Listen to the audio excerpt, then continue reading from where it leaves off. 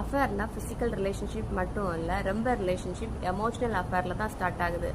ஆனால் இது ஒரு இன்டென்ஷனோட ஸ்டார்ட் ஆகுறது இல்லை. அதாவது எனக்கு இந்த பர்சன் வேணும் அப்படின்னு நினச்சி ஸ்டார்ட் பண்ணுறது இல்லை. ஒரு கட்டத்தில் நம்மளை யாரும் புரிஞ்சுக்கல, ஒர்க் ப்ரெஷர், சப்போர்ட்டிவாக ஆள் இல்லை அப்படின்னு இருக்கும்போது யாராவது வந்து நம்ம எமோஷனை காமனாக இருந்து கேட்டாலே போதும், உடனே நமக்கு அவங்க மேலே தானாக ஒரு எமோஷனல் அட்டாச்மெண்ட் ஸ்டார்ட் ஆகுது.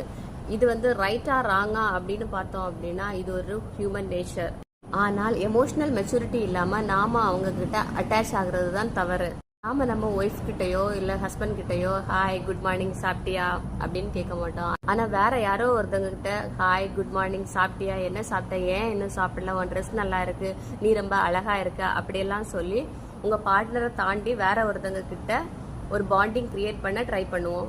இது உங்க பார்ட்னருக்கு தெரியாம எமோஷனலி இந்த பர்சன் கூட கனெக்ட் ஆவீங்க. உங்களோட டீப்பஸ்ட் ஃபீலிங் எல்லாம் இவங்க கூட ஷேர் பண்ண ஸ்டார்ட் பண்ணுவீங்க. அப்புறம் இந்த பர்சன் கூட எமோஷனல் க்ளோஸ்னஸ் ஸ்டார்ட் ஆகும். அப்புறம் அவங்களோட கால் மெசேஜஸ் மீட் பண்ணா கூட எல்லாமே வந்து வீட்டில் மறைப்பீங்க. பிசிக்கல் டச் இல்லைன்னாலும் அந்த பர்சன் கூட எமோஷனல் எனர்ஜி அண்ட் அட்டென்ஷன் எல்லாம் இன்னொரு பர்சன் மேல ஷிஃப்ட் ஆகும். நீங்க அந்த பர்சன் மேல ரொம்ப எமோஷனலி டிபெண்ட் ஆனதா ஃபீல் ஆவீங்க. Start comparing your partner with அந்த பர்சன். நீங்க உங்க பார்ட்னரை விட அந்த பர்சன் உங்களை அண்டர்ஸ்டாண்ட் பண்ணதான் நினைப்பீங்க. Without physical touch emotional loyalty broke ஆகும். எமோஷனல் கனெக்ஷன் அண்ட் சீக்ரெட்டை மறைக்கிறது, இந்த உணர்ச்சி ரீதியான ரீப்ளேஸ்மெண்ட் உங்கள் உறவின் நம்பிக்கையை சிதைக்கும்.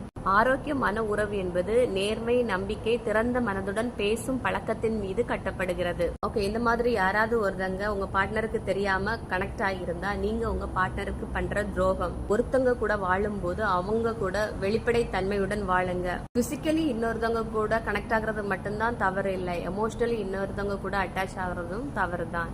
Okay, thank you for watching. Bye bye. Good night.